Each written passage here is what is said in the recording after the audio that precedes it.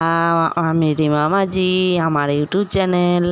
আপনারা দেখুন, আজ কুণ্ডইতে বাসন্তী পূজার অনুষ্ঠান, আজ ষষ্ঠী।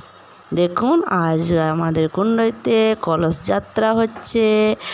751টা মেয়ে, কুমারী মেয়ে শিলা নদী থেকে কলস নিয়ে আসছে। দেখুন কি সুন্দর লাগছে, দারুণ জিনিস, এত সুন্দর, মনটা ভরে যাচ্ছে, খুব ভালো লাগছে।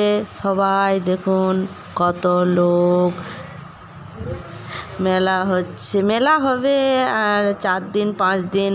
আজ ষষ্ঠী, তারপর সপ্তমী, তারপর অষ্টমী, তারপর নবমী, তারপর দশমী।